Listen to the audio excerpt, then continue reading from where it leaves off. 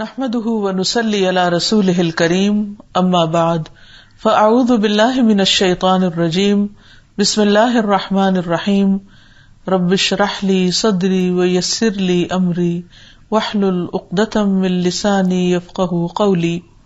ناظرین، اللہ سبحانہ وتعالی کے خوبصورت ناموں پر مشتمل یہ پروگرام آپ کی خدمت میں اللہ سبحانہ وتعالی کے تعارف اور معرفت کے لیے پیش کیا جا رہا ہے۔ اس سلسلے میں ہم نے اس سے پہلے اللہ تعالیٰ کا ایک نام الغفار پڑھا تھا کہ وہ بہت زیادہ بخشش فرمانے والا ہے۔ آج ہم انشاءاللہ اللہ سبحانہ وتعالیٰ کے ایک اور نام، ایک اور صفت القہار کے بارے میں پڑھیں گے۔ اسی سے ملتا جلتا ایک نام القاہر بھی ہے۔ القاہر کا لفظ قہر سے ہے، جس کا معنی ہوتا ہے غلبہ، بلندی۔ اللہ سبحانہ تعالی جہاں انسانوں کے گناہوں کو معاف فرمانے والے ہیں، اور معاف کرنا کسی کمزوری کی وجہ سے نہیں بلکہ عین اس کی شان کے مطابق کہ وہ بندوں کے گناہوں سے ڈرتا نہیں، بندوں کے گناہ اس کو نقصان نہیں دیتے، اور بندوں کو معاف کر کے اس کی عظمت میں کسی قسم کی کوئی کمی نہیں آتی۔ تو جہاں اللہ سبحانہ تعالی الغفار ہے، وہاں وہ القہار بھی ہے، یعنی غلبے والا ہے، قوت والا ہے، بلند شان والا ہے، اور اپنی ساری مخلوق پر غالب بھی ہے۔ سب اس کے ماتحت ہیں۔ اگر کوئی شخص گناہ کر کے اللہ تعالی کی طرف پلٹتا نہیں اور وہ اللہ سبحانہ تعالی کے مقابلے میں آنا چاہتا ہے، تو اللہ تعالی اس کو اپنی کمال قدرت کی وجہ سے پوری طرح مغلوب کرنے کی طاقت رکھتے ہیں۔ اور تاریخ انسانی بتاتی ہے کہ دنیا میں بڑے بڑے قوت و سلطنت والے بڑے بڑے بادشاہ آئے، لیکن موت نے ان کو کس طرح بے بس کر دیا۔ جب ان کا وقت پورا ہو گیا اور ان کی ساری طاقت ختم ہو گئی، تو دنیا میں کس بے بسی کے ساتھ وہ رہے اور پھر کس بے بسی کے ساتھ وہ دنیا سے رخصت ہوئے۔ تو حقیقت یہ ہے کہ انسان کی بھلائی اسی میں ہے کہ وہ اللہ سبحانہ تعالی کی طاقت اور عظمت اور اس کی بلندی کو ماننے والا ہو، اور اس کے سامنے اپنی ہستی کو عاجز بندے کی حیثیت سے رکھنے والا ہو۔ اسی میں اس کی بھلائی ہے اور اسی میں اس کی خیر ہے۔ تو بہرحال القاہر وہ ہے جو بلند ہے، جو غلبہ رکھتا ہے، جس کے سامنے کوئی گردن نہیں مار سکتا، جس کے سامنے زیادہ دن کوئی اکڑ نہیں سکتا، جس کے سامنے کوئی اپنی منمانی نہیں کر سکتا، کوئی گناہوں پر اصرار کر کے پھر اس سے بچ نہیں سکتا، اس کی نافرمانی کر کے کہیں جا نہیں سکتا، کسی طاقت اور تقدیر یا تدبیر کی وجہ سے کوئی اس سے بھاگ نہیں سکتا۔ یعنی انسان سارے کے سارے پوری طرح زمان اور مکان کے اعتبار سے اس کے قبضہ قدرت میں ہے، اور وہ ان سب پر قاہر ہے۔ وَهُوَ الْقَاهِرُ فَوْقَ عِبَادِهِ، وہ اپنے بندوں پر غلبہ رکھتا ہے۔ کوئی بندہ اکیلا تو کیا، ساری دنیا کے لوگوں کو بھی اکٹھا کر لے اور اللہ سبحانہ وتعالی کے مقابلے پر آ جائے تو وہ مغلوب ہی ہو کر رہے گا، غلبہ نہیں پا سکتا۔ اور اسی طرح القہار چونکہ مبالغہ کا صیغہ ہے، تو اس کا مطلب یہ ہے کہ وہ سب سے بڑھ کر غلبے والا ہے۔ اور پھر دنیا میں کوئی بھی انسان اگر ظلم کرنا چاہتا ہے تو اس کا ظلم زیادہ دن تک نہیں چل سکتا، وہ سب ظالموں کو مغلوب کر سکتا ہے اور انہیں بے بس کر کے خاتمے کی طرف مجبور کر دیتا ہے۔ اس لیے کوئی بھی انسان وقتی طور پر اگر اس کو کوئی طاقت یا اقتدار ملا بھی ہے تو وہ اس کے لیے ایک امتحان ہے۔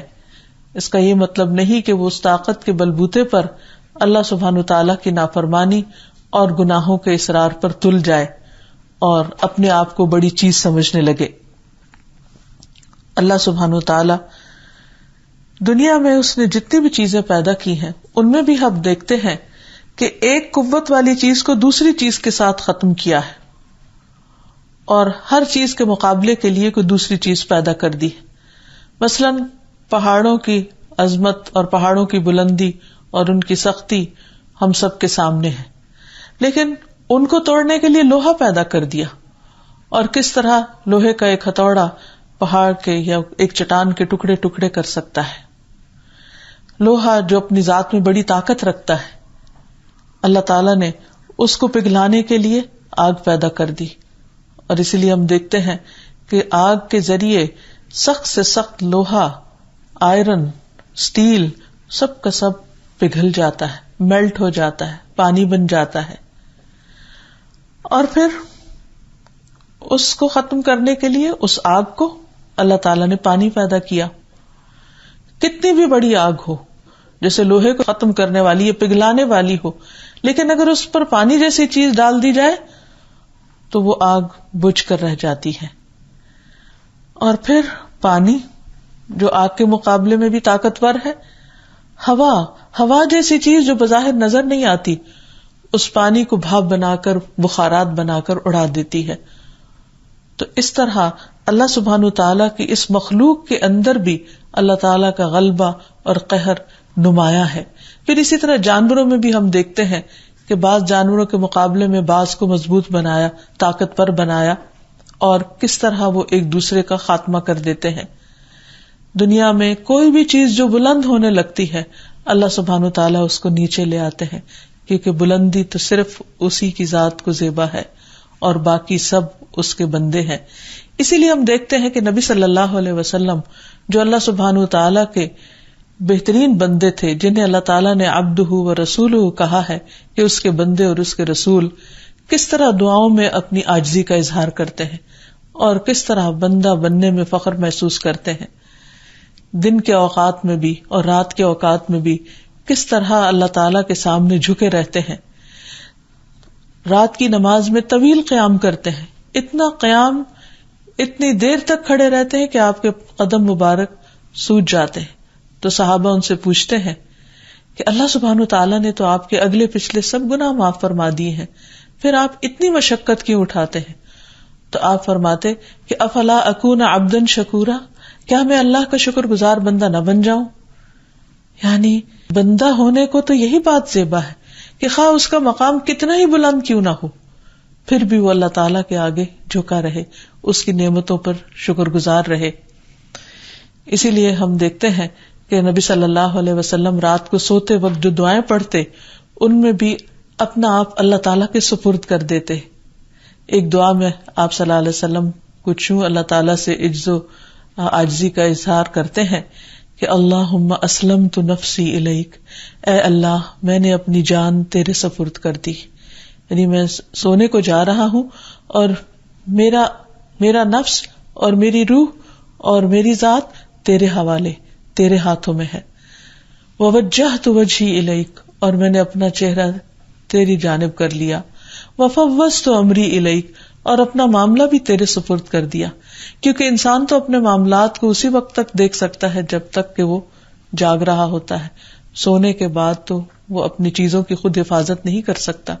تو اس لیے آپ نے ہمیں بھی یہی دعا سکھائی کہ ہم بھی رات کو سوتے وقت یہ پڑھیں کہ اپنے معاملات اللہ تعالیٰ کے سپرد کر دیں. اور انسان خواہ ساری رات بھی جاگتا رہے اور فکر مند بھی رہے اور پریشان بھی رہے اور اپنے طور پر جو تدبیریں وہ کر سکتا ہے وہ بھی کرتا رہے، لیکن پھر بھی وہ اپنے سارے امور پر قادر نہیں. تو فوضت امری الیک، کہ میں نے اپنا معاملہ تیرے سپرد کر دیا. والجأت ظہری الیک، اور میں نے اپنا آپ کے حوالے کر دیا. یعنی انسان اپنی پشت کو اپنے رب کی پناہ میں دیتا ہے کہ اللہ تو مجھے پروٹیکشن دے، میں تیرے آگے جھکنے والا ہوں. رغبتاً و رہبتاً الی، رغبت اور رہبت یعنی ڈر کے ساتھ، اللہ امید کے ساتھ بھی تیرے ہی طرف لوٹتا ہوں اور ڈر کے ساتھ بھی تیرے ہی طرف پلٹتا ہوں. رغبتاً و رہبتاً الیک، لا ملجا ولا منجا منک الا الیک، کوئی ملجا و ماوا تیرے سوا نہیں مگر تیری ہی طرف. یعنی اگر میں تجھ سے بھاگنا چاہوں تو بھاگ نہیں سکتا، میرے لیے کوئی اور جائے پناہ ہے ہی نہیں اور مجھے کوئی پناہ دے بھی نہیں سکتا. میں اگر تجھ سے ڈرتا ہوں تو تیری ہی طرف پلٹتا ہوں کہ تو ہی مجھے اپنی پناہ دے دے، کیونکہ تیرے سوا اور میرا کون ہو سکتا ہے. آمنت بکتابک الذی انزلت، میں تیری اس کتاب پر ایمان لایا جو تو نے اتاری ہے. وبنبیک الذی ارسلت، اور اس نبی پر جسے تو نے میرے لیے بھیجا ہے. تو حقیقت یہ ہے کہ اللہ سبحانہ و تعالی ہی القہار ہے جس نے تمام مخلوقات کو اپنے قبضے میں لے رکھا ہے. ان سب پر اسی کا تسلط ہے, اسی کا غلبہ ہے, اور وہ سب اس کے آگے مغلوب ہیں, اور وہ ان سب پر بلند ہے اور جس طرح اس کی شان کے لائق ہے. اور پھر یہ ہے کہ دنیا اگر قائم ہے تو اس کے اذن سے, آسمان اگر قائم ہے تو اس کے اذن سے. کوئی بھی دم نہیں مار سکتا, کوئی بھی اللہ تعالیٰ کی بلندی کو نہیں پہنچ سکتا. کوئی اگر کتنا بھی اکڑ کے چلے تو پہاڑوں کی بلندی کو بھی نہیں پہنچ سکتا. اللہ سبحانہ تعالیٰ کا مقابلہ تو کوئی کیا کرے گا. اس لیے اگر کوئی مقابلہ نہیں کر سکتا تو پھر اس کے لیے کیا لازم ہے کہ وہ رغبت کے ساتھ, اپنے دل کی خوشی کے ساتھ اپنے رب کے آگے جھک جائے. اور دن میں 5 دفعہ اللہ سبحانہ تعالیٰ جھکنے کے لیے بلاتے ہیں, اور اسی جھکنے میں انسان کی عظمت ہے. اور پھر انسان اللہ تعالیٰ کی ان صفات پر ایمان بھی اپنے عمل کے ساتھ رکھتا ہے کہ یا رب میں تجھے القہار مانتا ہوں, اسی لیے تیرے آگے جھک رہا ہوں, اور تیرے آگے جھکنا ہی میری طاقت کا ذریعہ ہے. اللہ سبحانہ تعالیٰ کا مقام اگر بندہ پہچان جاتا ہے تو پھر بندہ اپنی حیثیت کو بھی پہچان جاتا ہے, اور جب اپنے اصل مقام کو پہچانتا ہے تبھی اس کا طرز عمل درست ہو سکتا ہے. اسی لیے اللہ تعالیٰ کی ان صفات کا جاننا اور ان کے بارے میں علم حاصل کرنا نہایت ضروری ہے. پھر اسی طرح ہم دیکھتے ہیں کہ اللہ تعالیٰ قرآن مجید میں بھی اپنی اس صفت کا ذکر فرماتے ہیں. سورۃ الرعد کی آیت نمبر 16 میں ارشاد ہوتا ہے, قل اللہ خالق کل شیء وہو الواحد القہار. آپ کہیے کہ اللہ ہی ہر چیز کا پیدا کرنے والا ہے اور وہ اکیلا ہے, زبردست ہے. پھر اسی طرح یوسف علیہ السلام نے اپنے قید خانے کے ساتھیوں کو جب اللہ تعالیٰ کا تعارف کرایا تو ان الفاظ میں, یا صاحبی السجن اارباب متفرقون خیر ام اللہ الواحد القہار. اے میرے قید کے ساتھیوں, ذرا سوچو کہ کیا بہت سے رب بہتر ہے یا ایک ہی رب جو سب پر غالب ہے, سب پر پوری قدرت رکھتا ہے, قوت رکھتا ہے. پھر ہم یہ دیکھتے ہیں کہ عمومی طور پر وہ ساری مخلوق پر قوت رکھتا ہے, لیکن خاص طور پر وہ ظالموں اور جابروں پر اپنی قوت رکھتا ہے. یعنی کوئی بڑے سے بڑا قوت رکھنے والا اس سے آگے کوئی بس اور زور نہیں رکھتا. اسی لیے ہم دیکھتے ہیں قرآن مجید میں بارہا جب پچھلی قوموں کا ذکر ملتا ہے اور ان کی تباہی کا ذکر آتا ہے تو اللہ سبحانہ تعالیٰ کی قدرت اور قہر اور جبروت ہمارے سامنے آتی ہے. جہاں وہ ایک طرف الرحمن الرحیم ہے, جہاں وہ الغفور اور الغفار ہے, وہاں دوسری طرف القاہر اور القہار بھی ہے. اسی لیے ہم دیکھتے ہیں قرآن مجید میں سورۃ الاعراف میں اللہ تعالیٰ فرماتے ہیں, فَلَمَّا نَسُوا مَا ذُكِّرُوا بِهِ أَنجَيْنَا الَّذِينَ يَنْهَوْنَ عَنِ السُّوءِ وَأَخَذْنَا الَّذِينَ ظَلَمُوا بِعَذَابٍ بَئِيسٍ بِمَا كَانُوا يَفْسُقُونَ. پھر جب انہوں نے اس نصیحت کو بالکل فراموش کر دیا, یعنی اللہ تعالیٰ کی باتوں کو ماننے سے انکار کر دیا جو انہیں کی جا رہی تھی نصیحتیں, تو ہم نے ان لوگوں کو تو بچا لیا جو برائی سے روکتے تھے, اور ان لوگوں کو جو ظالم تھے یعنی خود بھی برے کام کر رہے تھے یا برے کاموں سے روکتے نہیں تھے, تو ان کی نافرمانیوں کی وجہ سے انہیں ایک بڑے عذاب میں پکڑ لیا. اللہ سبحانہ تعالیٰ عمومی طور پر اپنی تمام مخلوق پر قہر اور غلبہ رکھنے والا ہے, لیکن خاص طور پر ظالموں کے حق میں وہ زبردست ہے, غالب ہے. اور اسی لیے ہم دیکھتے ہیں کہ قرآن مجید میں جب پچھلی قوموں کا ذکر آتا ہے اور ان کی تباہی اور بربادی کا ذکر آتا ہے تو اللہ سبحانہ تعالیٰ کی یہ صفت کھل کر سامنے آتی ہے کہ کس قدر وہ قہر اور جبروت والا ہے. مثلاً قرآن مجید میں اللہ تعالیٰ فرماتے ہیں, وَأَنَّهُ أَهْلَكَ عَادًا الْأُولَى وَثَمُودَ فَمَا أَبْقَى وَقَوْمَ نُوحٍ مِّن قَبْلُ إِنَّهُمْ كَانُوا هُمْ أَظْلَمَ وَأَطْغَى وَالْمُؤْتَفِكَةَ أَهْوَى فَغَشَّاهَا مَا غَشَّى فَبِأَيِّ آلَاءِ رَبِّكَ تَتَمَارَى هَذَا نَذِيرٌ مِّنَ النُّذُرِ الْأُولَى. اور یہ کہ بے شک اسی نے پہلی قوم عاد کو ہلاک کیا تھا, اور یہ قوم عاد کی ہلاکت اللہ سبحانہ تعالیٰ کے غلبے, قوت اور قہر پر دلیل ہے کہ جب کوئی بندہ توبہ نہیں کرتا، توبہ کرنے والوں کے لیے تو غفور الرحیم ہے، لیکن اگر کوئی توبہ نہیں کرتا تو پھر ان کو پکڑتا بھی خوب ہے، جس طرح قوم عاد کو پکڑا۔ وَثَمُودَ فَمَا أَبْقَى، اور سمود کو بھی اسی نے پکڑا اور کسی کو باقی نہیں چھوڑا، یعنی قوم سمود کے نافرمانوں میں سے کوئی ایک بھی نہ بچا۔ دوسری جگہ پر آتا ہے فَدَمْدَمَ عَلَيْهِمْ رَبُّهُمْ بِذَنبِهِمْ، اللہ نے ان کے گناہوں کی وجہ سے ان کو تباہ کر دیا۔ فَسَوَّاهَا، انہیں برابر کر کے رکھ دیا، یعنی ٹوٹلی ختم کر کے رکھ دیا۔ وَلَا يَخَافُ عُقْبَاهَا، اور اسے ان کے انجام کی کوئی فکر نہیں، یعنی کوئی ان میں سے پیچھا نہیں کر سکتا اور کوئی اٹھ کے پوچھ نہیں سکتا کہ ان کے ساتھ ایسا کیوں ہوا، یعنی کوئی دم مارنے کی گنجائش نہیں رکھتا۔ پھر فرمایا اور اس سے پہلے قوم نوح کو یقیناً وہی زیادتی کرنے والے اور ظالم تھے، حد سے بڑھے ہوئے لوگ تھے، اور الٹ جانے والی بستی یعنی قوم لوط کو بھی اسی نے گرا مارا، یعنی کہا جاتا ہے کہ زمین سے اوپر تک اٹھایا گیا اور پھر اوپر لے جا کر ان کو زمین پر واپس گرایا گیا، دے مارا گیا۔ بس ڈھانپ دیا اسے جس سے ڈھانپنا تھا اس کو، یعنی اس کے اوپر پھر پانی آ گیا اور وہ زمین میں بھی دھس گئی وہ پوری بستی۔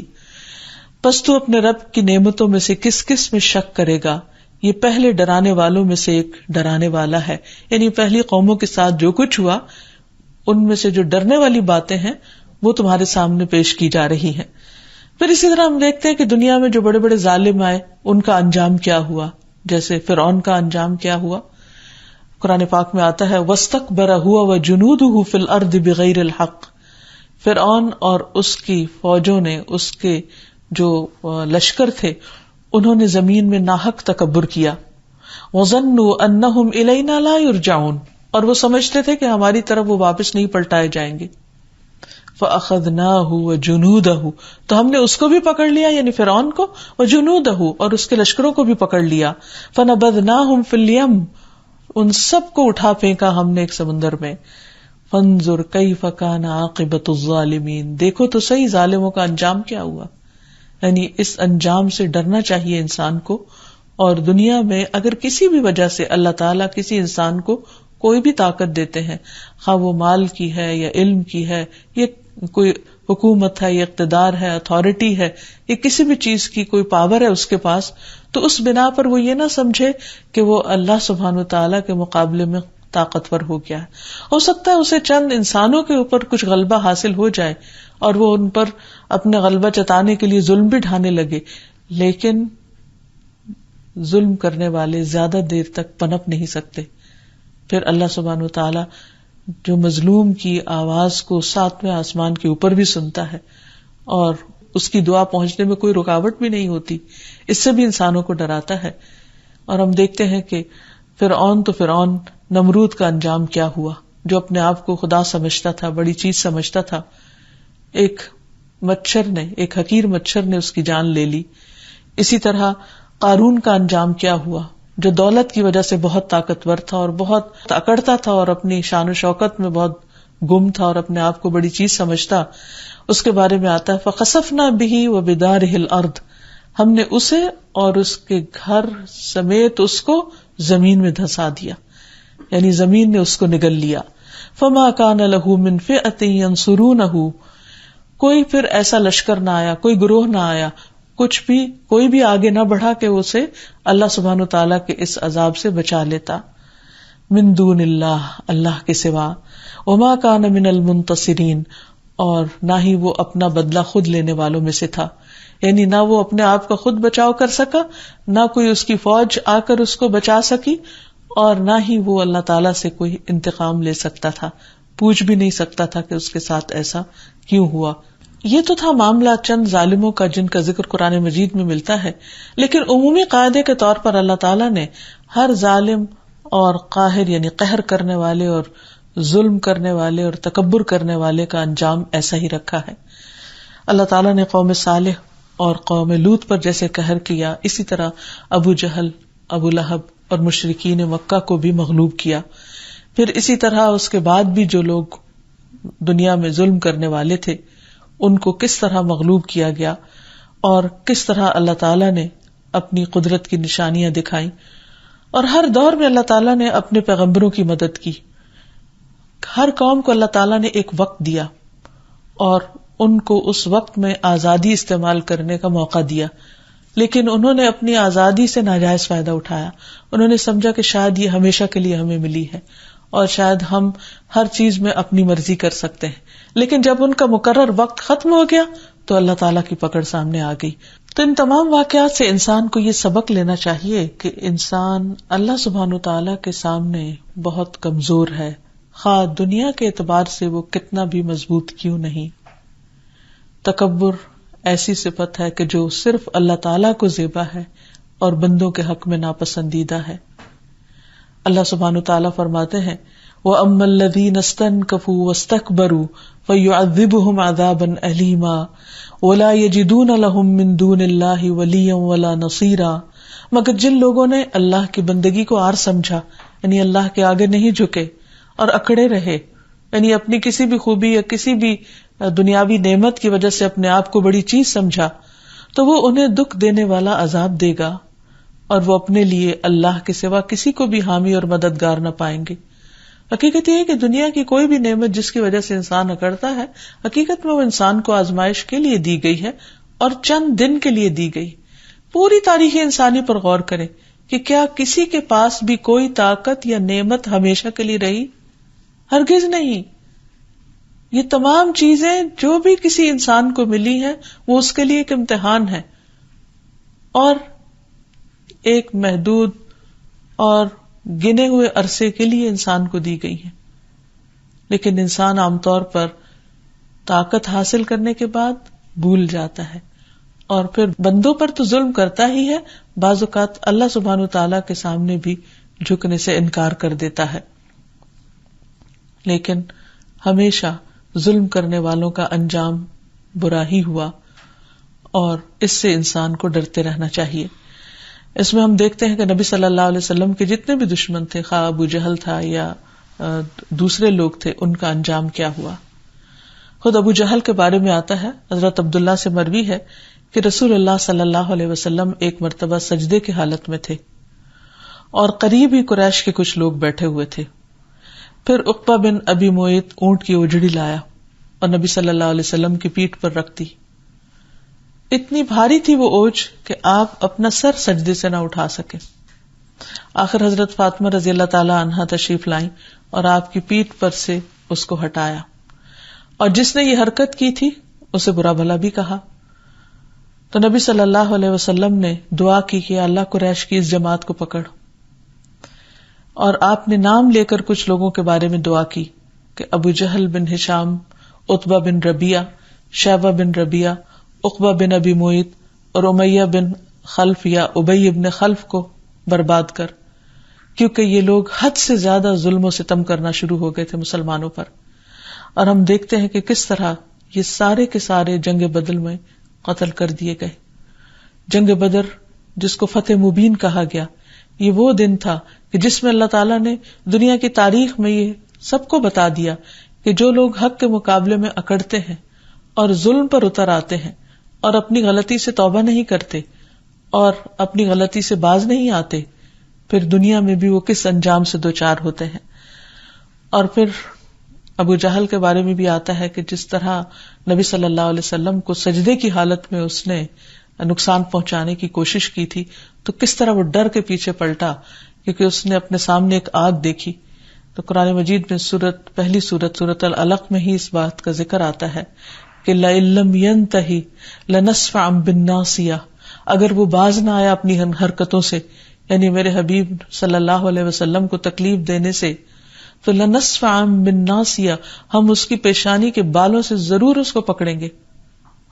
ناصیۃ کاذبۃ خاطئہ، وہ پیشانی جو جھوٹی ہے، خطا کار ہے. فَلْيَدْعُ نَادِیَہ، چاہیے کہ اپنے گروہ کو بلا لے. سَنَدْعُ الزَّبَانِیَہ، ہم بھی اپنے فرشتوں زبانیہ جن کا نام ہے، ہم بھی زبانیہ کو بلائیں گے. کَلَّا لَا تُطِعْهُ، ہرگز نہیں اس کی بات نہ مانو، یعنی ابو جہل کی بات نہ ماننا، ابو جہل کے ظلم و ستم سے ڈر کر اس کی طرف سے کسی بھی قسم کے پریشر کو قبول نہ کرنا. لا تطعہ واسجد واقترب، اور سجدہ کرو اور قریب ہو جاؤ، یعنی اللہ سبحانہ و تعالیٰ کے آگے جھکتے رہو. یہ ظالم جو اللہ تعالیٰ کے آگے جھکتے نہیں، ان کے لیے اللہ تعالیٰ آپ کو کافی ہوگا. تو یہ سیرت کے یہ واقعات ہمیں بتاتے ہیں کہ جس نے بھی اللہ سبحانہ و تعالیٰ کا مقابلہ کرنے کی کوشش کی یا آپ کے حبیب کا، وہ دنیا میں بھی ذلیل و رسوا ہوئے. پھر اسی طرح یہ ہے کہ القہار جو کثرت قہر کرنے والا ہے، یعنی جب کوئی ظلم کرتا ہے تو اللہ تعالیٰ اس کو پکڑ لیتا ہے. اس کے بارے میں اللہ تعالیٰ عمومی طور پر بھی انسانوں کو خبردار کرتے ہیں، ڈراتے ہیں اور فکر کرنے کی دعوت دیتے ہیں. جسے سورۃ الملک میں آتا ہے اَأَمِنْتُمْ مَنْ فِي السَّمَاءِ أَنْ يَخْسِفَ بِكُمُ الْأَرْضَ فَإِذَا هِيَ تَمُورُ أَمْ أَمِنْتُمْ مَنْ فِي السَّمَاءِ أَنْ يُرْسِلَ عَلَيْكُمْ حَاصِبًا فَسَتَعْلَمُونَ كَيْفَ نَذِيرٌ. کیا تم اس سے نڈر ہو گئے ہو کہ جو آسمان میں ہے کہ وہ تمہیں زمین میں دھسا نہ دے؟ یعنی گناہ کرتے ہوئے اگر تم توبہ نہیں کرتے، اللہ کی طرف نہیں پلٹتے اور اپنے گناہوں پر اصراری کرتے چلے جاتے ہو، تو تمہیں ڈر نہیں لگتا کہ وہ رب جو آسمانوں میں یعنی بلندیوں پر ہے وہ تمہیں زمین میں دھسا دے؟ یعنی وہ اس پر پوری طرح قادر ہے، پوری قوت رکھتا ہے اور ایسا کر سکتا ہے، اور ایسا کرنا چاہے تو اسے کوئی روک نہیں سکتا. یعنی تم اگر سب مل کر بھی اپنی طاقت جمع کر لو تو اللہ سبحانہ وتعالیٰ کے مقابلے میں کچھ بھی نہیں، اس لیے تمہیں ڈرنا ہی چاہیے. اور پھر زمین میں اگر تمہیں دھسائے تو وہ یکا یک کے ہچکولے کھانے لگے اور تم میں سے اسے کوئی روک نہ سکے. اور ایسے بھی عام مشاہدے کی بات ہے کہ جب زمین ہلنا شروع ہوتی ہے تو دنیا میں کوئی ایک طاقت بھی ایسی نہیں کہ اس کو ہلنے سے روک دے. کوئی بھی نہیں روک سکتا، کوئی کنٹرول کا سسٹم ہے ہی نہیں کہ جو زمین کی گردش کو اپنے بس میں لے لے. تو یہ بھی اللہ کی قوت اور قہر کی گواہی ہے اور اس کی اوپر دلیل ہے. پھر اللہ تعالیٰ فرماتے ہیں اَأَمِنْتُمْ، کیا تم امن میں آ گئے ہو؟ تمہیں ڈر نہیں لگتا کہ جو آسمان میں ہے وہ تم پر پتھر برسانے والی ہوا بھیج دے؟ یعنی جیسے اولے برستے ہیں کبھی کبھی تو موٹے موٹے پتھروں کی شکل میں، یہ ایک چھوٹی سی جھلک ہوتی ہے کہ اگر کھیتوں پر گرتے ہیں تو وہ برباد ہو کر رہ جاتی ہیں، اور اگر کسی اور چیز پر گرے تو کس طرح تباہی ہو جاتی ہے. تو اسی طرح برف تو خیر پگھل جاتی ہے، لیکن اگر پتھر برسے اس کی جگہ تو کیا چیز باقی رہے؟ شیشے کی بلند و بالا عمارتیں اور انسانوں کی بنائی ہوئی مختلف چیزیں اللہ سبحانہ وتعالیٰ کے مقابلے میں ٹھہر نہیں سکتی. تو اللہ تعالیٰ فرماتے ہیں فَسَتَعْلَمُونَ كَيْفَ نَذِيرٌ، پھر تمہیں جلد معلوم ہو جائے گا کہ میرا ڈراوا کیسے ہوتا ہے. یعنی ابھی تو میں تمہیں اپنے پیغمبر کے ذریعے زبانی بتا رہا ہوں، لیکن پچھلی قوموں کے واقعات سے سبق سیکھو کہ کس طرح ان پر یہ سارے عذاب آ چکے ہیں اور تم پر بھی آ سکتے ہیں. اس لیے کبھی بھی اللہ تعالیٰ کو ناراض کر کے دنیا میں عیش و عشرت کی زندگی نہ بسر کرنا. چھوٹی غلطی ہو یا بڑی، فوراً اللہ تعالیٰ کی طرف رجوع کر لینا، کیونکہ اس سے پہلے جن قوموں نے اللہ تعالیٰ کی آیات کو جھٹلایا پھر ان کا انجام کیا ہوا، یہ ہم سب کے لیے باعث عبرت ہے. یہ ہماری طرف سے ایک احسان تھا، ہم شکر کرنے والے کو ایسا ہی بدلہ دیتے ہیں، یہی جزا دیتے ہیں. اور اسی طرح باقی بھی انبیاء علیہ السلام کے ساتھ یہی معاملہ ہوا کہ ان پر ظلم کرنے والوں کو اللہ نے پکڑ لیا اور ان کو نجات دی اور باقیوں کو ہلاک اور برباد کر دیا. پھر اسی طرح یہ ہے کہ اللہ سبحانہ وتعالی کمزور، بے بس اور مظلوم کے حق میں بھی بہت مہربان ہے. اور اگر کسی بھی قوم پر یا کسی بھی فرد پر ظلم حد سے بڑھنے لگتا ہے تو اللہ تعالی ظالموں کو پکڑ لیتا ہے. وَكَذَلِكَ أَخْذُ رَبِّكَ إِذَا أَخَذَ الْقُرَى وَهِيَ ظَالِمَةٌ إِنَّ أَخْذَهُ أَلِيمٌ شَدِيدٌ. اور تیرے پروردگار کی پکڑ اسی طرح ہے، جب وہ بستی والوں کو پکڑتا ہے تو جو اپنے اوپر ظلم کرتے رہتے ہیں اس کی پکڑ بہت تکلیف دینے والی اور بڑی ہی سخت ہوتی ہے. اس لیے انسان کو ہمیشہ اللہ کی پکڑ سے ڈرتے رہنا چاہیے. بعض اوقات انسان پر دنیا میں ظلم ہوتا ہے اور انسان سوچتا ہے کہ اگر اللہ تعالیٰ ہوتا، اگر if there was a God تو پھر یہ ظلم نہ ہوتا. نہیں، وہ تو ہے، اور یہی ہم دیکھتے ہیں کہ کسی بھی طرح کا ظلم ایک حد تک ہی جاتا ہے، اس سے آگے نہیں بڑھتا. تو یہ کون روکتا ہے؟ یعنی دنیا میں کبھی ایسا نہیں ہوا کہ صرف ظالموں ہی کی حکومت ہو جائے یا صرف ظلم ہی پنپتا رہے اور کہیں عدل و انصاف نہ ہو.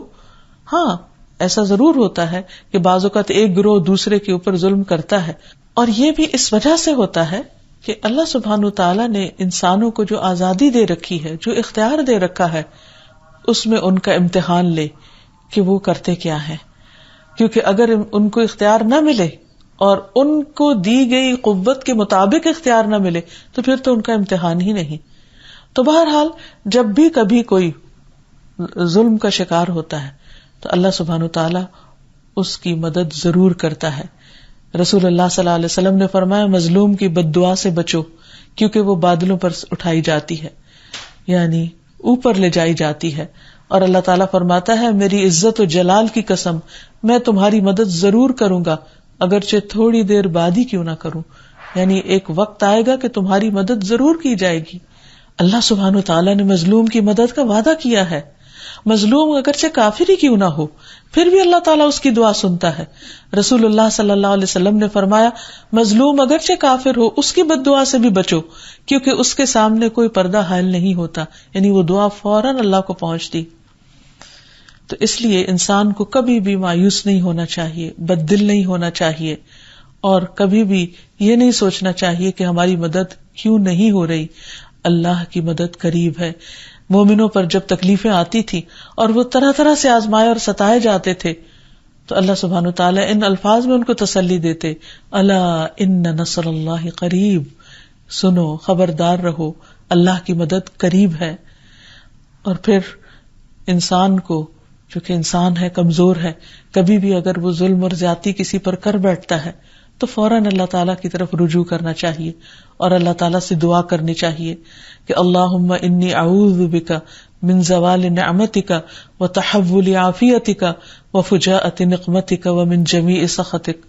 اے اللہ میں تیری پناہ چاہتا ہوں اس بات سے کہ تیری دی ہوئی کوئی نعمت مجھ سے چھن جائے، یا تیری دی ہوئی عافیت پلٹ جائے، یا کوئی ناگہانی عذاب آ جائے، اور تیرے تمام غصے اور ناراضگیوں سے تیری پناہ چاہتا ہوں. تو انسان کو ہمیشہ اللہ کے عذاب سے پناہ مانگتے رہنا چاہیے. رسول اللہ صلی اللہ علیہ وسلم کے پاس کسی نے شکایت کی کہ وہ بہت برے برے خواب دیکھتے ہیں، تو آپ نے فرمایا کہ جب تم اپنے بستر پر آؤ تو یہ دعا پڑھ لیا کرو اعوذ بکلمات اللہ التامۃ من غضبہ وعقابہ ومن شر عبادہ ومن ھمزات الشیاطین وان یحضرون. میں اللہ کے کامل کلمات کی پناہ میں آتا ہوں اس کے غضب سے، اس کی سزا سے، اس کے بندوں کے شر سے، شیطانوں کے وسوسوں سے، اور اس بات سے بھی کہ وہ میرے پاس آئے. اس لیے جب انسان کو اللہ تعالیٰ کی اس صفت کا تعارف ہو جائے تو ایک تو یہ کہ اللہ تعالیٰ سے دعا کرتے رہنا چاہیے، دوسرا یہ کہ انسان کو اپنے نفس کو بھی کنٹرول کرنا چاہیے.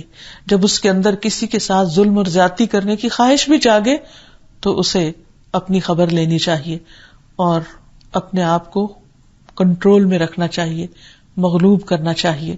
اسی طرح یہ ہے کہ انسان شیطان کو بھی مغلوب کرنے کے لیے اللہ تعالیٰ کی مدد لے، کیونکہ بعض اوقات انسان اپنے نفس کو کنٹرول کر لیتا ہے تو شیطان کے پریشر میں آ جاتا ہے، اور وہ بھی اللہ تعالیٰ کے کلمات اور اللہ کے نام کے ساتھ انسان اللہ کی مدد سے ہی اس کو بھی مغلوب کر سکتا ہے.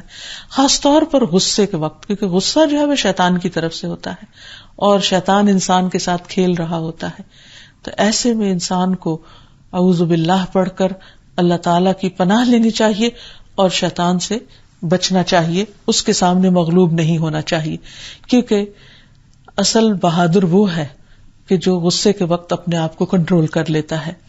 اسی طرح لڑائی جھگڑے کے موقع پر بھی انسان کو اللہ سبحانہ وتعالیٰ سے مدد لے کر گالی گلوچ سے بچنا چاہیے، کیونکہ انسان کو جب غصہ آتا ہے تو پھر وہ بھول جاتا ہے کہ اس کی زبان سے کیا نکل رہا ہے. پھر اسی طرح سرکش بندوں کے خلاف بھی اللہ سے مدد لینی چاہیے اور یا قہار کہہ کے پکارنا چاہیے. جب انسان دیکھے کہ کوئی فریق اس پر ظلم کرتا چلا جا رہا ہے اور اس کو روکنے کا کوئی طریقہ اس کے پاس نہیں، یا طریقہ بھی ہے تو وہ اس بات سے ڈرتا ہے کہ کہیں ظالموں میں شمار نہ ہو جائے، تو ایسے میں اللہ سے مدد لینی چاہیے کہ یا رب تو ہی ہم کمزوروں پر مہربان ہے. اور اسی طرح اپنے اندر سے غیظ و غضب اور قہر اور غصے والی کیفیات کو نکالنے کے لیے اپنے سے کمزور لوگوں کے ساتھ خصوصی شفقت کا معاملہ کرنا چاہیے. یعنی یتیم کے سر پر ہاتھ پھیرنا چاہیے, مظلوم کی مدد کرنی چاہیے. یعنی اگر ہم چاہتے ہیں کہ اللہ تعالیٰ ہماری مدد فرمائے تو ہمیں غریبوں, کمزوروں, مظلوموں, بیماروں اور تکلیف میں مبتلا لوگوں کی مدد کرنی چاہیے. اور اگر کوئی شخص مظلوم کی مدد نہیں کرتا تو اللہ تعالیٰ اس کی مدد پھر نہیں فرماتا. کمزور پر ظلم ڈھانے سے تو بچنا ہی چاہیے, اور پھر اگر قدرت ہو بھی کسی سے انتقام لینے کی تو بھی قدرت کے باوجود معاف کر دینا اللہ تعالیٰ کو زیادہ پسند ہے. اور جو شخص بدلہ لینے کی طاقت رکھتا ہو اور پھر معاف کر دے تو ایسا شخص اللہ کے مقرب بندوں میں شمار ہوگا اور اللہ تعالیٰ کا محبوب ہوگا, کیونکہ اللہ تعالیٰ معاف کرنے والوں سے محبت رکھتا ہے. تو اللہ تعالیٰ سے دعا ہے کہ وہ ہمیں اپنے اس نام کی, اپنی اس صفت کی صحیح معرفت بھی عطا کرے اور ہمیں توفیق دے کہ ہم اس کے قہر اور غضب سے بچنے والے کام کریں اور پھر اپنے سے کمزور لوگوں کی مدد کرنے والے بنے. اے اللہ تو ہم سب کی مدد فرما. ربنا تقبل منا انک انت السمیع الدعاء لا الہ الا انت سبحانک انی کنت من الظالمین. وآخر دعوانا ان الحمد للہ رب العالمین.